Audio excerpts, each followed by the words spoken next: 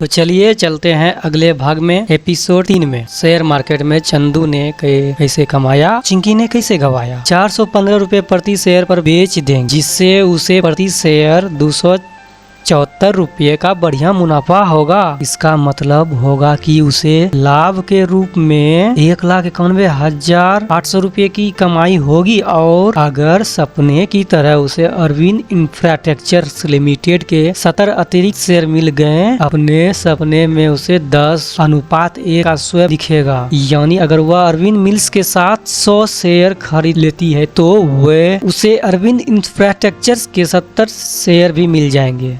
तो उसे 70 गुना 95 सपने में देखी गई अरविंद इंफ्रास्ट्रक्चर की कीमत 6,650 रुपये मिल रही थी। यानी उसका कुल लाभ 1,91,800 रुपये जमा 6,650 रुपये बराबर 1,98,450 रुपये हो जाएगा। उसे लगा कि 1 लाख रुपए निवेश करके 1,98,450 रुपये कमाना बुरा विचार नहीं है। कहानी का सैद्धांतिक पक्ष ये होता है, छोटे निवेशकों को एक सपने तब भी आते हैं जब कोई ब्रेकिंग हाउस या विश्लेषण किसी शेयर की लक्षित भाव की सिफारिश करता है। उस शेयर से जुड़ी विशिष्ट सलाह में आस्था रखते हुए छोटे निवेशक अच्छा मुनाफा कमाने के लिए एक शेयर में 1-2 लाख रुपए निवेश करने के लिए मानसिक रूप से तैयार हो जाते हैं। इस पुस्तक में मैं आपको वह फार्मूला बताऊंगा जिससे आप अपनी रुचि या किसी भी अच्छे शेयर में 1-2 लाख रुपए का निवेश कर बिना नुकसान से डरे निकटतम रिटर्न हासिल कर सकते हैं। तो आइए दोस्तों चलते हैं कहानी की ब्रेकिंग पे। इस पुस्तक को पढ़ना जारी रखिए, क्योंकि इस पुस्तक को पढ़ने से जब आप अपने मेरे पदचिन्हों पर चलेंगे तो आपको शेयर बाजार में बड़ा रिटर्न हासिल करने से कोई नहीं रोक सकता। जो कहता है कि शेयर मार्केट में पैसा बुड़ जाता है, जुआ है, ये है वो है, लेकिन ये सब पे आप सबको ध्यान नहीं देना है। ये वो लोग करते हैं जो इंट्राडे डेली का खरीदते हैं और डेली का बेचते हैं। और लॉन्ग टर्म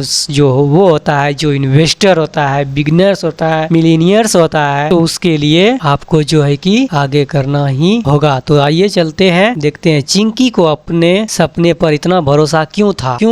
इसीलिए कि सोते समय हम सभी सपने देखते हैं। हम अपने सपने देखते हैं क्योंकि नींद के दौरान सपने देखना इंसान की फितरत है। आमतौर पर हम अपने सपनों पर ध्यान नहीं देते। तो फिर चिंकी अपने सपने को लेकर इतनी उत्साहित क्यों थी? दरअसल चिंकी पिछले कुछ दिनों से नाटक गेजिंग मेडिटेशन कर रही थी। यानी कि इसका मतलब ये है कि वो पहले शेयर मार्केट में सोचने से पहले वो अपने सपने में ही देखना चाहती थी कि मैं कैसे एक तरह से मोटिवेशन हो सकती हूँ और इस पे विश्वास करके मैं कैसे आगे बढ़ सकती हूँ। तो ठीक है, तो आगे चलते हैं मेरे दोस्तों। अगर आपको अच्छा लगे तो बीच बीच में लाइक कमेंट जरूर कीजिएगा। कर रही थी यह ध्यान करने के बाद उसे लगता था कि उसके अधिकांश अपने आगामी जीवन की घटनाओं के संकेत देते हैं। पाठकों को मेरी राय है कि वे गूगल पर नाटक गेजिंग मेडिटेशन और फ्यूचर्स इंडिकेशंस खोजे, क्योंकि इसके बारे में अधिक विवरण देना इस पुस्तक के विषय से बाहर की बात होगी। इस सपने के बाद उसे लगा कि उसका अवचेतन मन इस शेयर के आगामी भाव की सूचना दे रहा है। इससे उसे लाभ होने की पूरी उम्मीद है। ऐसा पहले भी 2-3 बार हो चुका था जब उसने शेयरों का आगामी भाव सपनों में देखा और बाजार में वह शेयर उस भाव पर पहुंच गई। इसलिए इस बार उसने अपने सपने पर पूरा यकीन था। इसी विशेष से 2-3 बार सही सलाह मिल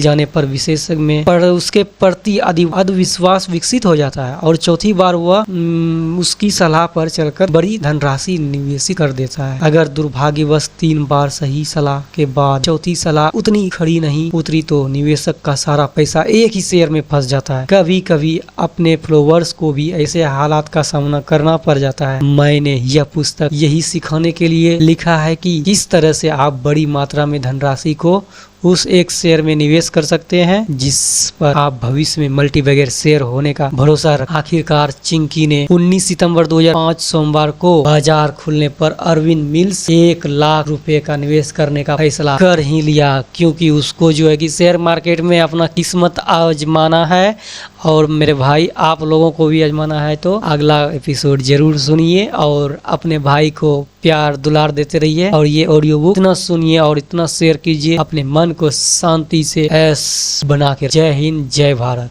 न्यू एपिसोड जल्द ही रिलीज होंगे, तब तक के लिए सुनते रहिए चंदू ने कैसे